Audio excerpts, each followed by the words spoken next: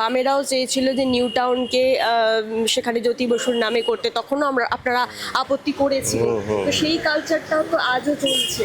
লেনিনের যে রাজনীতি সেটা তো কোনো ধরুন সিপিআইএম সিপিআই কিংবা অমুক দল তমুক দলের তাদের নিজস্ব কোনো রেজিস্টার নয়। তার রাজনীতিকে যাকে বলে আমি কি বলতাম অনুপ্রেরণা গ্রহণ করার কথা যদি বলেন, সেটা যেমন বহু কমিউনিস্ট মানুষ যারা, সেটা আমাদের ভারতবর্ষের বহু কমিউনিস্ট মানুষ যেমন তারা পেয়েছেন, আবার যারা কমিউনিস্ট পার্টি করেন উনি, এরকম বহু মানুষও তার থেকে অনুপ্রাণিত হয়েছেন। যার নামেই রাস্তা নেই, হোসেন সোহরাওয়ার্দী, তার নাম করে আপনি রাস্তার নামটা পাল্টে এমন একজনের নামে করছেন যার সঙ্গে আপনাদেরও রাজনীতির কোনো সম্পর্ক নেই। ভাই ভাই, এটা মডেল না খাতা, আর কত ফটোগ্রাফি করবি? চুপ কর, সামনে মাধ্যমিক, নোট জোগাড় করে পড়তে হবে। কবে পড়বি ভাই? গ্যালারি তো নোটের লাইব্রেরি আর স্টোরেজে পিডিএফ এর ছড়াছড়ি। ধুর, কোনটা পড়বো কোনটা ছাড়বো কিছুই তো বুঝতে পারছি না। আরে তাহলে মৌলিক লাইব্রেরির বই পড়। ওদের সম্রাট এক্সক্লুসিভ সাজেশন বইগুলোতে পাবি সমস্ত গুরুত্বপূর্ণ এমসিকিউ, এসএকিউ ও বড় প্রশ্ন একেবারে উত্তর সহ। কমন পাবো তো? টপারদের জিজ্ঞেস কর। সম্রাট এক্সক্লুসিভ সাজেশন মাধ্যমিক, ভালো রেজাল্টের পাসওয়ার্ড।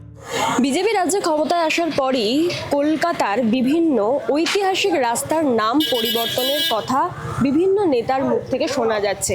সেই সংক্রান্ত একটি পোস্ট অনির্বাণ ব্যানার্জি তার সোশ্যাল মিডিয়ায় শেয়ার করেছেন। আজকে সেই নিয়েই কথা বলবো। এই মুহূর্তে আমাদের সঙ্গে রয়েছেন তৃণমূল মুখপাত্র অনির্বাণ ব্যানার্জি। দাদা, আপনার যে ফেসবুক পোস্ট, লেনিন সরণির নাম পরিবর্তন হতে পারে, এর আগে আমরা দেখেছি সোহরাওয়ার্দী অ্যাভিনিউর নাম গোপাল মুখার্জির নামে করা হয়েছে, কি বলবেন যে এই যে ইতিহাসকে বিকৃত করার যে রাজনীতি শুরু হয়েছে রাজ্যে নতুন সরকার আসার পর, এটা কতদিন চলবে বা এর ভবিষ্যৎ?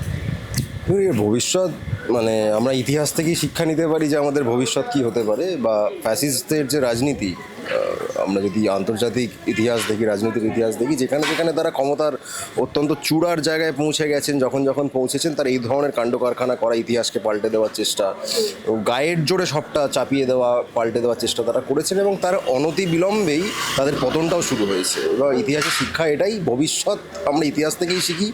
এই যে ফ্যাসিস্ট সরকার এখানে এসছে, বাংলায় বলে শুধু নয়, ভারতবর্ষে তারা আজকে অত্যন্ত একটা উচ্চ ক্ষমতা সম্পন্ন সরকার দল হিসাবে তারা বিরাজ করছেন।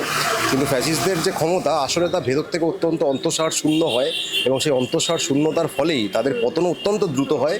এবং আপনারা নিশ্চিত থাকতে পারেন যে এদের পতনও যখন শুরু হবে, সেটা এত দ্রুততার সঙ্গে হবে যেটা হয়তো এখন দাঁড়িয়ে বললে অনেকে বিশ্বাসই করতে পারবেন না, কিন্তু সেটা হবে এবং এটা অবশ্যম্ভাবী।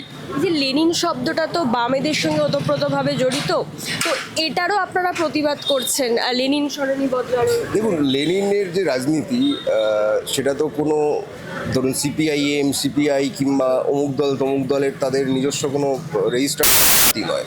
তার রাজনীতিকে যাকে বলে আমি কি বলতাম অনুপ্রেরণা গ্রহণ করার কথা যদি বলেন, সেটা যেমন বহু কমিউনিস্ট মানুষ যারা, সেটা আমাদের ভারতবর্ষের বহু কমিউনিস্ট মানুষ যেমন তারা পেয়েছেন, আবার যারা কমিউনিস্ট পার্টি করেন উনি, এরকম বহু মানুষও তার থেকে অনুপ্রাণিত হয়েছেন। কারণ আন্তর্জাতিক স্তরে যারা অসম্ভব ক্ষমতাশালী ব্যক্তিত্ব রাজনৈতিকভাবে, সেটা লেনিন হতে পারেন, সেটা স্টালিন হতে পারেন, সেটা মার্টিন লুথার কিং জুনিয়র হতে পারেন, সেটা আমাদের নিজের দেশের মহাত্মা গান্ধী হতে পারেন।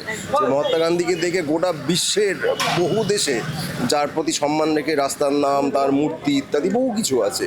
সাহিত্য ক্ষেত্রে রবি ঠাকুরের নামে মূর্তি, তার নামে রাস্তা তো বিশ্বের বহু দেশে আছে, তার নামে মিউজিয়াম অবধি আছে ইউরোপের বিভিন্ন দেশে।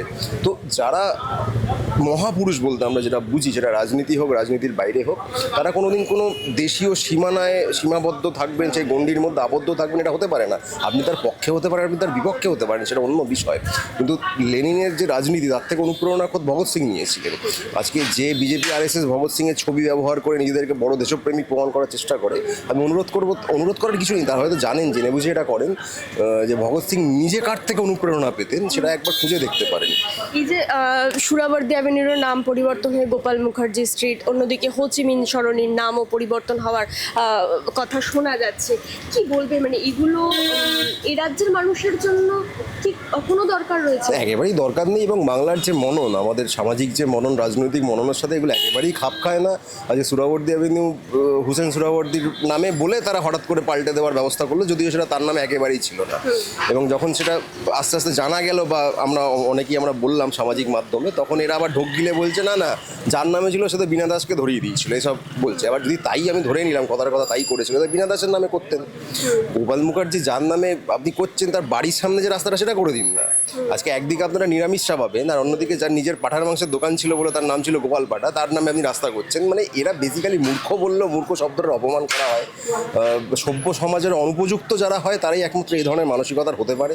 কোনো রকম যুক্তিবোধ এদের নেই, শুধুমাত্র একটা সাম্প্রদায়িক বিভাজন করতে হবে। উদ্ভট সব জিনিসপত্র কোথা থেকে এরা আমদানি করে এরাও জানে না, আমরাও বুঝি না। কারণ গোপাল মুখার্জি নিজে তার সঙ্গে না তৎকালীন হিন্দু মহাসভা, না আরএসএস, না ওই গোছের কোনো সংগঠনের কোনো যোগাযোগই ছিল না। মূলত কংগ্রেসের ছায়াতলে তিনি নানা কাজ করতেন, ভালো খারাপ আমি তাতে যাচ্ছি না। তার সঙ্গে যোগাযোগ থাকলে কংগ্রেসের ছিল, তবে কংগ্রেস তার নামে রাস্তা করেনি। এদের মাসির থেকে মানে মায়ের থেকে মাসিও নয়, মানে সৎ মাসিরও মাসির বোনপোর পিসের ভাইপোর বোধহয় এখানে বেশি মানে তার দরদ উতলে উঠছে। তো এরা বেসিক্যালি মানুষকে এটা গুলিয়ে দেওয়ার জন্য চেষ্টা করে, কিন্তু বাংলার মানুষকে এত সহজে গোলানো সম্ভব নয়। মানে এই রাস্তা বা কোনো জায়গার নাম পরিবর্তনের রাজনীতি আমরা আগেও দেখেছি, কারণ বামেরাও চেয়েছিল যে নিউ টাউনকে সেখানে জ্যোতি বসুর নামে করতে, তখনও আপনারা আপত্তি করেছিলেন। তো সেই কালচারটাও তো আজও চলছে। দেখুন, জ্যোতি বসুর নামে করতে চাওয়া, সিপিএম এর সরকার ছিল তারা করতে চেয়েছিলেন, সেটার সঙ্গে এই আরএসএস বিজেপির যে নাম পাল্টে দেওয়া বা অমুক তমুককে ধরে এনে তাদের নামে করে দেওয়া, এটা একটা ফান্ডামেন্টাল ডিফারেন্স আছে। কারো যার সঙ্গে ধরুন আমার রাজনৈতিক বিরোধিতা ছিল তার নামে করতে পারবেন না সেটা নিয়ে আমাদের অবশ্যই তার লড়াই থাকতে পারে, কিন্তু এই যে যার নামেই রাস্তা নেই, হোসেন সোহরাওয়ার্দী, তার নাম করে আপনি রাস্তার নামটা পাল্টে এমন একজনের নামে করছেন যার সঙ্গে আপনাদেরও রাজনীতির কোনো সম্পর্ক নেই, শুধুমাত্র সাম্প্রদায়িক উস্কানি দিতে আপনি করছেন। এখন হঠাৎ মনে হয় যে লেনিনের নামটা পাল্টাতে হবে, হোচিমিনের নাম পাল্টাতে হবে, এর তো কোনো রাজনৈতিক যুক্তি নেই, অ্যাপার্ট ফ্রম যে মানে অন্ধ একটা এদের বিরুদ্ধে আমাকে বলতেই হবে। এবার একটা জিনিস আমরা ভুলে যাই বা ভুলে যাওয়া উচিত নয় যে লেনিন ভারতের স্বাধীনতা সংগ্রামকে সমর্থন করেছিলেন, সমর্থন করে একাধিকবার বার্তা, চিঠি ইত্যাদি বহু কিছু দিয়েছিলেন। ভারতের স্বাধীনতা সংগ্রামে কংগ্রেসের ধারা, কমিউনিস্টদের ধারা, এই মূলত এই দুটি ধারা তারা লড়াই করেছিল, আর হিন্দুত্ববাদী রাজনীতির ধারা তারা আত্মসমর্পণ করেছিল বা কার্যত বিশ্বাসঘাতকতা করেছিল। অতএব যারা সে লেনিন হোক, সে অন্য কোনো দেশের অন্য কোনো রাজনীতিবিদ হন, যারা ভারতের স্বাধীনতা সংগ্রামকে সমর্থন করেছিল, কার্যত তারা এদের শত্রু। স্বাভাবিকভাবে তারা চাইবেই না যে তাদের নামে রাস্তা থাকুক। এই নামগুলো পরিবর্তনে কোনো মুখার্জি, কোনো চ্যাটার্জির নাম আসা বা কোনো বাঙালি কোনো সংস্কৃতির সাথে জড়িয়ে থাকা কোনো ব্যক্তির নামে করা, এটাতে কি বিজেপি শুধুই বাংলার রাজনীতি বা বাংলার সংস্কৃতি রক্ষা করতে চাইছে, না এর পিছনে কি মনে করছেন অন্য কোনো রাজনীতি রয়েছে? দেখুন, আপনি যদি আমাকে বলেন যে মাংসের দোকানের কসাই সে পাঠাদের যে গোটা সম্প্রদায় তাকে রক্ষা করার চেষ্টা করছে বলে অনেক কিছু করছে, মানে ছুরিতে শান দিচ্ছে যাতে সে পাঠাকে ভালো রাখতে পারে, এটা যদি যুক্তি হয় তাহলে এটাও আমি মেনে নেবো, আর ওটা যদি যুক্তি না হয় তাহলে এটাও মানার কোনো কারণ নেই। এই নাম পরিবর্তন করে কি বাঙালি সংস্কৃতি রক্ষা হবে? বাঙালি সংস্কৃতি বলতে আমরা ঠিক কী বুঝি এটা আমাদের প্রথম বুঝতে হবে। বাঙালি বরাবরই আন্তর্জাতিকতাবাদ বলতে যদি কিছু বোঝায় আমরা তার পক্ষে। আমরা বিভিন্ন দেশের, বিভিন্ন মহাদেশের, বিভিন্ন সময়ের যারা মহাপুরুষ তাদেরকে আপন করে নিতে জানি, শিখতে পারি, নাও শিখতে পারি, সম্মান করতে পারি, বিরোধিতা করতে পারি, কিন্তু মানে মাথা মোটার মতো স্রেফ অমুক দেশের অমুক আমার দেশে কোনো দিন আসেনি তাই তার নামে রাস্তা কেন থাকবে, এরকম ভয়ঙ্কর কুযুক্তি বাঙালি বাড়ির কেউ যে দিতে পারে এটা আমরা কোনোদিন ভাবতে পারি না। এখন সেই দুর্দিন দেখতে হচ্ছে, আর কদিন দেখতে হবে কে জানে। এবং আরও একটা বিষয় যে বঙ্কিমচন্দ্রের আগমন এবং রবীন্দ্রনাথকে কোথাও থেকে সরিয়ে ফেলার একটা চেষ্টা, উত্তরপ্রদেশের অনেকাংশে আমরা দেখেছি যে রবীন্দ্রনাথকে সেখান থেকে সরিয়ে ফেলা হয়েছে। এখানেও একই রকমভাবে প্রার্থনাতে রবীন্দ্রনাথের লেখা জাতীয় সঙ্গীতের সাথে সাথে বঙ্কিমচন্দ্রের লেখা শ্লোকও পাঠ করানো হচ্ছে। এটা মানে এই রাজনীতি কি বাঙালি কখনো আশা করেছিল? দেখুন, বঙ্কিম বনাম রবীন্দ্রনাথ এ তো দুঃস্বপ্নও ভাবা যায় না। যারা ভাবছে বঙ্কিম এবং রবীন্দ্রনাথকে লড়িয়ে দিয়ে ফায়দা তুলবে তাদেরকে বলবো বঙ্কিমের লেখা উপন্যাসের একটা ছত্র একটুখানি পড়ে দেখা, তো দাঁত খুলে যাবে। এই যারা উত্তর এবং পশ্চিম ভারত থেকে এসে বাঙালিকে বিভিন্নভাবে ভাবছে আমরা নানা রকম রাজনীতি, সামাজিক নীতি সব শিখিয়ে দেবো, তাদেরকে বলবো যে মানে আমাদের এইখানকার এই ভূখণ্ডের মানুষ তারা যখন কাব্য শ্লোক লিখতেন তখন তাদের যারা রাজনৈতিক পূর্বসূরি ছিলেন তারা সম্ভবত চার পায়ে হেঁটে বেড়াতেন। সুতরাং তারা যেন আমাদের কিছু শেখাতে না আসেন। আমরা ইতিমধ্যেই যথেষ্ট স্বয়ংসম্পূর্ণ এবং ইতিহাসের কোনো এক বাঁকে আপনারা ক্ষমতায় এসে গেছেন নানা কারণে। যাতে আপনারা ক্ষমতার কোনোদিন না আসতে পারেন, একবার যাওয়ার পর সে ব্যবস্থা আমরা বাঙালি ঠিক করবে। এই নাম পরিবর্তনের আগামী দিনে হয়তো যদি নামগুলো পরিবর্তন হয়ে যায়, আপনারা বিরোধী দল হিসেবে সেটাকে মেনে নেবেন নাকি? আমরা অবশ্যই বিরোধিতা করব এবং ইতিহাসকে সাক্ষী রেখে আপনাকে বলছি যে এই যে পরিবর্তন তারা করছেন এটা মধ্যযুগীয় অসভ্য বর্বর রাজনীতির প্রতিফলন। এটা বাংলার মাটিতে বেশি দিন দীর্ঘস্থায়ী হবে না। যারা মহাপুরুষ, যারা স্মরণীয় ব্যক্তিত্ব, তাদের নামে আমরা পুনরায় সেই নামকরণ করবার ব্যবস্থা করব। এবং এই নাম পরিবর্তনের যেটা শুরু হলো সরকার গঠন হওয়ার পরেই, অন্যদিকে রাজ্যে প্রচুর স্কুল বন্ধ হয়ে রয়েছে, প্রচুর শ্রমিক তারা ঠিকঠাকভাবে মজুরি পাচ্ছে না, হকারদের যে চিত্র আমরা দেখতে পাচ্ছি, এইগুলোর বাইরে এই নাম পরিবর্তনের রাজনীতি বাঙালির কাছে কিভাবে প্রতিস্থাপন করছে এই রাজ্যের? এবং বিজেপি বা আরএসএস এরা এমন একটি দল বা সংগঠন যারা শুধুমাত্র আপনার ভোট নিয়ে ক্ষমতায় এলাম, সরকার চালালাম, নিজেদের মতো কিছু করলাম, এইটুকুতে তারা সন্তুষ্ট নয়।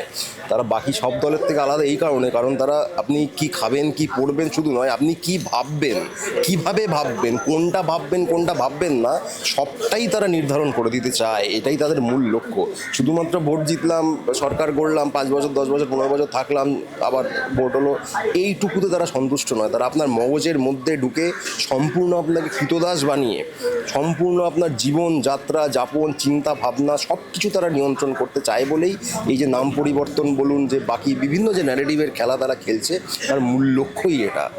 এবং আমি বলতে পারি বাকি ভারতবর্ষের বিভিন্ন রাজ্যে তারা কী প্রভাব ফেলেছে, কি ফেলবে, তার কতটা দীর্ঘস্থায়িত্ব থাকবে আমি জানি না। কিন্তু আমি আবারও আপনাকে বলছি, বাংলার মাটি কিন্তু বাকি ভারতের থেকে অনেকটা আলাদা। এখানে এদের পক্ষে বেশি দিন টিকে থাকা, আমাদের মগজ ধোলাই করে দিয়ে টিকে থাকা, এটা তাদের পক্ষে সম্ভব হবে না। দাদা, আমি শেষ আরেকটা বিষয়ে আসবো। 21শে জুলাই, যেটা তৃণমূল কংগ্রেসের কাছে খুবই গুরুত্বপূর্ণ একটা দিন এতদিন আমরা দেখেছি। এই 21শে জুলাই নিয়ে এখন একটা টানাপোড়েন চলছে। এই ঋতব্রত বন্দ্যোপাধ্যায় তৃণমূল বনাম কালীঘাট তৃণমূল, আপনাদের কি মনে হয় কোন দিকে যাবে, কারা পালন করবে? আপনারা পারবেন নাকি ঋতব্রত বন্দ্যোপাধ্যায়? দেখুন, কালাপানিতে ব্রিটিশ আমলে বহু বাঙালি বিপ্লবীরা গেছিলেন, সাভারকারও গেছিলেন, বেরিয়ে একজন মুচলেকা দিয়েছিল, বাকিরা দেয়নি। ইতিহাসের পাতায় কাকে কে কিভাবে মনে রেখেছে আমরা জানি। যারা আজকের দিনে দাঁড়িয়ে তৃণমূলের নাম করে বিজেপিকে মুচলেকা দিয়েছেন, সেই মুচলেকা তৃণমূলের অবস্থাও সেই মুচলেকা বীরের মতোই হতে চলেছে। শেষের দিকে ওই ভিক্টোরিয়ার সামনে আপনারাই সভা? ভিক্টোরিয়ার সামনে হবে না অন্য কোথায় হবে, সেটা প্রশাসন অনুমতি কি দেবে, দল কি ব্যবস্থা নেবে, বা আইনিভাবে কি ব্যবস্থা নেবে, সেটা পরবর্তী বিষয়। কিন্তু সভাটা আমরাই করব এবং তৃণমূল কর্মীরা আমাদের সভাতেই আসবেন।